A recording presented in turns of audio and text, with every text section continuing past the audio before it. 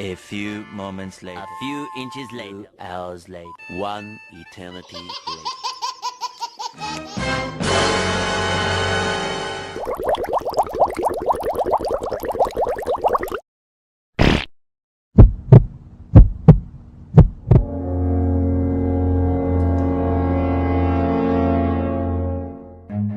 Run.